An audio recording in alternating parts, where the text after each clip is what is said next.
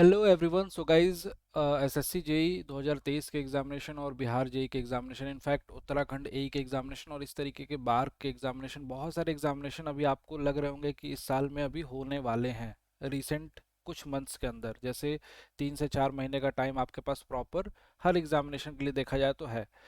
लेकिन मुद्दे की बात यह है कि इन बड़े बड़े एग्जामिनेशन को क्लियर करने के लिए हमारे पास जो टाइम शेड्यूलिंग है, क्लासेस में बहुत सारे बच्चे उलझे रहते हैं, बहुत सारे कॉलेज गोइंग एस्पिरेंट होंगे जो फाइनल ईयर में होंगे और कुछ एग्जामिनेशन को कैटर कर रहे होंगे कि इस एग्जामिनेशन को टारगेट करना है।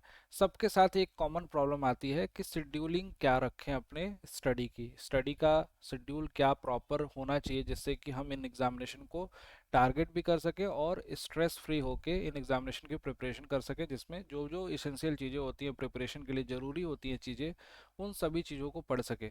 आइए चलिए बात करते हैं गाइस, बहुत ही आसान और इफ़ेक्टिव मैनर क्या होता है किसी भी एग्जामिनेशन को टारगेट करके क्लियर करने का। इन दोनों एग्जामिनेशन की खास तौर पे बात करूंगा। एसएससी जे 2023, जैसा कि आप सभी को पता है कि एसएससी ने अपने कैलेंडर में पहले भी बोला था, फिर से दोबारा जो लेटेस्ट रिलीज किया उसमें भी बोला कि एग्जामिनेशन जो होंगे अक्टूबर में होंगे। और यहाँ पे डेट ये देखिए अक्टूबर में, और डेट जो था 16 अगस्त की लास्ट डेट है फॉर्म फिलिंग की। फॉर्म फिलिंग स्टार्ट होगी 26 जुलाई से। ये सारी चीज़ें आपको पहले से पता है। तो सब कुछ जब पहले से पता होता है तो उसके लिए आप टाइमलाइन जो है आप निर्धारित कर सकते हो कि इस समय पे मैं ये चीज़ें करूँगा, जिससे कि मेरा पूरा सब्जेक्ट अच्छे से कंप्लीट होगा और एग्जामिनेशन में मैं रिवीजन करके अच्छे से एग्जामिनेशन दे पाऊंगा। बहुत सारे बच्चों ने ये अभी तक नहीं किया होगा, उसके बारे में आज डिस्कस करने वाला हूँ। इनफैक्ट दूसरा बड़ा एग्जाम सिविल इंजीनियर्स के लिए बिहार जेई का एग्जामिनेशन, लगभग 7,000 6,988 सीटें हैं यहाँ पे। 7,000 सीटें हैं यहाँ पे डिप्लोमा होल्डर्स के लिए यहाँ पे। और यहाँ बीटेक डिप्लोमा दोनों एलिजिबल है। और इस तरीके से उत्तराखंड एई का एग्जामिनेशन है, बार का एग्जामिनेशन है, बहुत सारे एग्जामिनेशन है। देखिए करना क्या है, सबसे जो मूल मंत्र है, ये सब जो कट ऑफ जो जाती है, जितनी वैकेंसीज होती हैं, जैसे 2020 में फाइनल एसएससी जेई में जो सिलेक्शन हुआ था सिविल इंजीनियर्स का, 541 बच्चों को लिया गया था। और डिपार्टमेंट वाइज जनरल की कट ऑफ देख सकते हैं यहाँ पे। बीआरओ में 264 नंबर पे, 287 नंबर पे सीडब्ल्यूसी में, 2933 सीडब्ल्यूआरपी सीडब्ल्यूपीआरएस में, और यहाँ पे देखिए सीपीडब्ल्यूडी में 306 सबसे ज़्यादा, और एमईएस में 277 जनरल की कट ऑफ गई थी। अब नो डाउट वैकेंसी कम थी, आप कहोगे सर इस बार तो और ज़्यादा वैकेंसी आई थी 22 वाले में, और 23 में भी अच्छी खासी वैकेंसी रहेंगी। नो डाउट उससे कट ऑफ थोड़ा बहुत वेरिएशन होता है। बहुत सारे फैक्टर होते हैं, पेपर कैसा रहा, कितने बच्चे फॉर्म को भरे, इफेक्टिवली एग्जामिनेशन दिया, और आपका किस शिफ्ट में एग्जाम, बहुत सारे फैक्टर होते हैं ना, नॉर्मलाइजेशन का इफेक्ट वगैरह। लेकिन इन सभी को अगर साइड में रख दिया जाए, बस ये दिमाग में रखा जाए कि इस एग्जामिनेशन को निकालने के लिए आपका टेक्निकल और नॉन टेक्निकल दोनों को बैलेंस वे में लेके चलना होता है। एसएससी जेई के लिए, बिहार जेई में 80-20 का रेशियो है, 80 टेक्निकल है। तो कुल मिला के अभी की जो स्ट्रेटजी होने वाली है स्टार्टिंग में, उस पर मैं बात करने वाला हूँ आप लोगों से कि कैसे इतने नंबर को हम हासिल कर सकते हैं। और ये 306 307 लाना अभी लोगों को लग रहा होगा कि सर बहुत आसान है, लेकिन सच बताऊं गाइज कि अगर कायदे से आपने प्रिपरेशन नहीं की है तो ये नंबर अचीव करना एग्जामिनेशन में इतना भी आसान नहीं जितना आप लोग को लग रहा होगा। कैसे उसको बताता हूँ, कैसे आपको टारगेट करना है, सब्जेक्ट का अप्रोच क्या होना चाहिए, किस तरीके से सब्जेक्ट के तरफ आगे धीरे धीरे बढ़ेंगे। देखिए, हमें सबसे पहले किसी की स्ट्रेंथ होगी थ्योरेटिकल सब्जेक्ट बहुत अच्छे से याद हो जाते हैं उनको। किसी की स्ट्रेंथ होगी कि सर न्यूमेरिकल सब्जेक्ट में मुझे बिल्कुल प्रॉब्लम नहीं होती, न्यूमेरिकल सब्जेक्ट आसानी से मुझसे सॉल्व हो जाते हैं, फॉर्मूले वगैरह कंसेप्ट समझ में आ जाते हैं। तो अपनी स्ट्रेंथ और वीकनेसेस जो भी हैं उसके हिसाब से आप सबसे पहले तो एक कैटेगराइजेशन कीजिए कि जो आपके टेक्निकल सब्जेक्ट हैं। फॉर एग्जांपल ये सिविल इंजीनियरिंग के सब्जेक्ट हैं जिसमें आपने थ्योरी वाले, जिसमें ज़्यादा थ्योरी पढ़नी पड़ती है, ज़्यादा थ्योरेटिकल क्वेश्चन आते हैं, उनको आपने एक लाइन से अलग कर लिया। इसमें बहुत सारे सब्जेक्ट के नाम मैंने नहीं लिखे हैं, कुछ एग्जाम्पल्स लिखे हैं बस इसलिए ताकि आपको पता चल सके। बिल्डिंग मटेरियल इन्वायरमेंट में न्यूमेरिकल भी होते हैं लेकिन थ्योरेटिकल पोर्शन भी आता है। इरिगेशन है, हाइड्रोलॉजी है, ट्रांसपोर्टेशन है, जिसमें रेलवे हाईवे ये सब न्यूमेरिकल भी पोर्शन, लेकिन मोर और लेस थ्योरी ज़्यादा होती है। अब न्यूमेरिकल में प्रॉपर डिजाइनिंग के subject, structural subject, strength of material, fluid mechanics, structure, steel, RCC, these all are the numerical chapters, जहाँ से न्यूमेरिकल या कोडल वैल्यूज आपसे पूछी जाती है। अब जैसे कैटेगराइजेशन करते हैं तो दो तीन बातें आपको बहुत कायदे से बताता हूँ। देखिए, थ्योरेटिकल सब्जेक्ट में शॉर्ट नोट्स, की पॉइंट्स बहुत ज़्यादा ज़रूरी होते हैं। ये बातें अभी आप समझ लोगे इस वीडियो में, आपको बहुत हेल्प करेंगी। अननेसेसरी हर एक चीज़ के नोट्स बनाने के चक्कर में मत भागना। आपको जो बता रहा हूँ उसको यहाँ पे समझना। शॉर्ट नोट्स की इंपॉर्टेंट होती है थ्योरेटिकल नोट्स में बहुत ज़्यादा। छोटे छोटे पॉइंट जैसे इग्नियस रॉक के एग्जांपल्स आपने लिख लिए कॉपी में, लिख लिए कॉपी में, पढ़ लिया, एग्जामिनेशन के 10 दिन पहले नहीं पढ़ोगे, मे भी हो सकता है कि बेसाल्ट कौन सी रॉक है पूछ लिया जाए, कंफ्यूज हो जाओ, है ना। तो ये शॉर्ट नोट से आपकी हेल्प मिलती है। जब भी आप लास्ट टाइम पे रिवीजन करते हो तो उन शॉर्ट नोट्स के छोटे छोटे की पॉइंट्स को देखते हो तो बड़ा मजा आता है। कम समय में आपके पूरे की पूरी चीजें रिवाइज हो जाती है। कैसे बनाना है वो अभी समझाऊंगा। न्यूमेरिकल सब्जेक्ट में कंसेप्ट के अंडरस्टैंडिंग, आपके जो मेन नोट्स हैं जो आप क्लासेस में पढ़ रहे हो, जैसे मेरे से आरसीसी पढ़ रहा है कि कोई, तो आरसीसी के जो नोट्स बनाए हैं उसी नोट से पढ़ना है। उसके लिए शॉर्ट नोट्स बनाने की आवश्यकता बिल्कुल भी नहीं है, ठीक है। सोम हो गया, एफएम हो गया, स्ट्रक्चर, इन सब के, सोम वगैरह के कुछ कुछ फॉर्मूले के, जैसे डिफ्लेक्शन के फॉर्मूले, उसको शॉर्ट नोट्स में शामिल जरूर कर सकते हो, लेकिन ओवरऑल पूरे कंसेप्ट को आपको समझना है, ठीक है। एक एक करके बारी बारी से वो आपके कंसेप्ट की अंडरस्टैंडिंग काम आती है एग्जामिनेशन में, ना कि उसमें छोटे छोटे की पॉइंट्स याद कर लेने से काम चलता है, ठीक है। तो ये दोनों में बेसिक डिफरेंस है।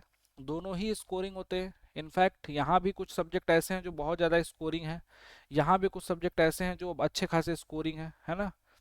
तो स्कोरिंग सब्जेक्ट अलग बात है, लेकिन पहले बाइफरकेशन होना चाहिए। अब आपने देखा कि सर मेरे जो है बिल्डिंग मटेरियल के नोट्स हैं, शॉर्ट नोट्स नहीं है, उस पर वर्क करना है। कैसे वर्क करना है, उसका क्या स्ट्रेटजी रहना चाहिए, सब्जेक्ट के रिवीजन की किस तरीके से रिवाइज करें, टेस्ट दें, क्वेश्चन लगाएं, कितना करें, वो आपको बताता हूँ एक एफिशिएंट वे में करने का तरीका।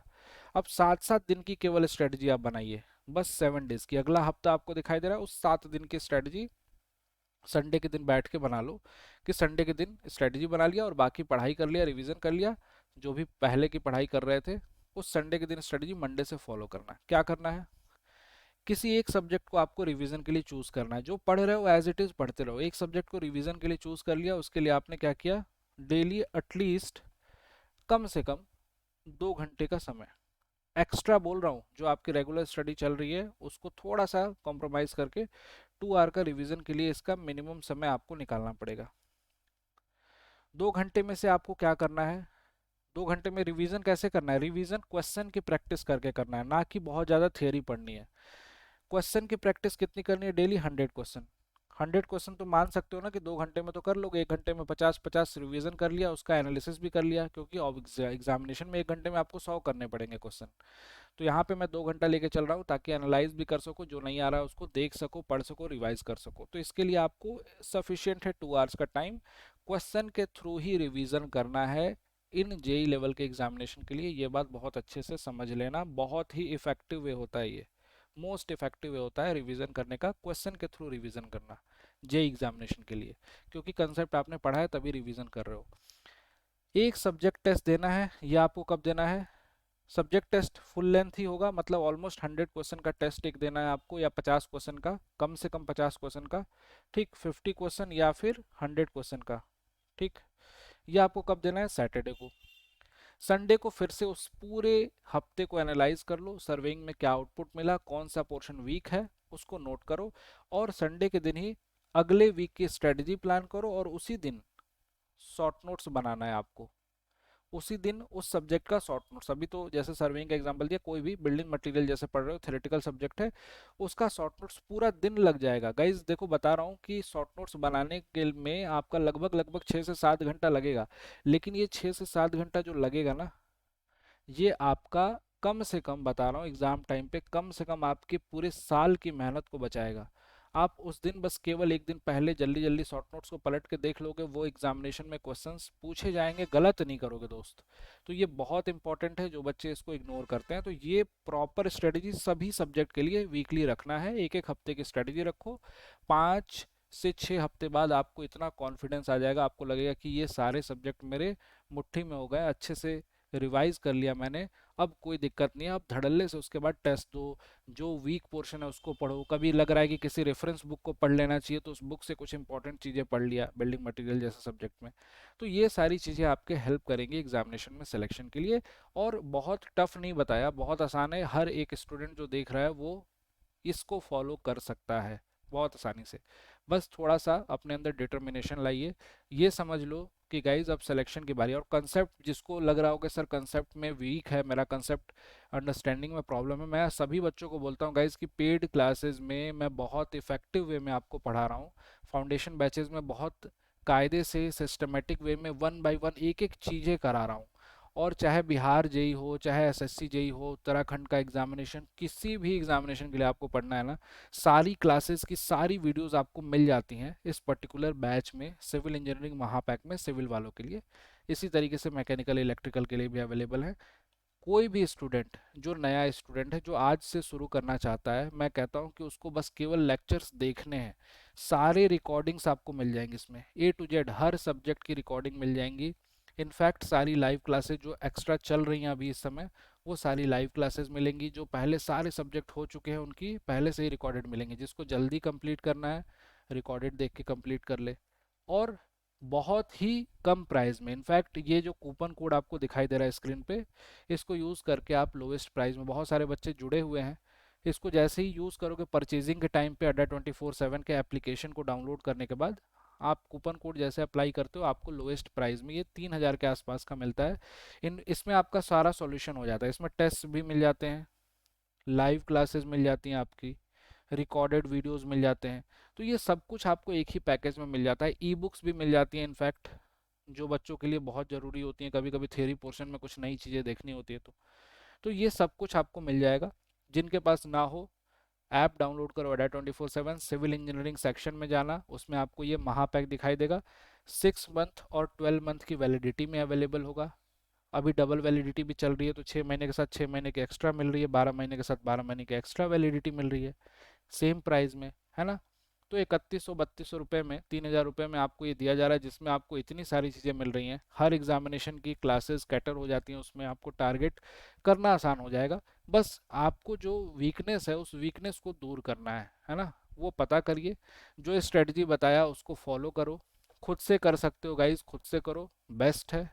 अगर आपको कोई नीड पड़ती है, किसी भी तरीके की हेल्प चाहिए, हेल्प करने के लिए हम रेडी हैं। यूट्यूब पे आपके लिए फ्री क्वेश्चन के प्रैक्टिस सेशन लेकर आ रहे हैं, उस सेशन को अटेंड करो। एटलीस्ट कुछ नहीं कर सकते हो, आपको लगता है कि अभी कॉलेज में हूँ, बस मुझे कुछ कुछ देखना है, यूट्यूब चैनल पे आओ, यूट्यूब चैनल को देखो, उस पर बहुत सारी चीज़ें आपको इफेक्टिवली दी जा रही हैं। लेकिन दोस्त, सिलेक्शन तभी होगा जब आप सिंसियर हो जाओगे। सिंसियर बच्चे जितने भी हैं जो पढ़ रहे हैं मेरे से पेड क्लासेस में, उन सभी को यही बोलता हूँ एक ही लाइन, कि गाइज एक दिन की मेहनत से सिलेक्शन नहीं होगा। आपको कंटिन्यूअस, और कंटिन्यूअस लंबी दूरी दिखाई देती है ना, तो आपका दिमाग फ्रस्ट्रेट हो जाता है। इसलिए सबसे बेस्ट प्लान ये वर्क करता है, 7 दिनों की स्ट्रेटजी, 1 हफ्ते का प्लान है, 1 हफ्ते में कंप्लीट करना है। इसको फॉलो करके देखिए, बेनिफिट मिलेगा आपको, अच्छा फील होगा। Thank you so much. Video अच्छी लगी हो लाइक ज़रूर करना दोस्त। Thank you, bye bye, take care.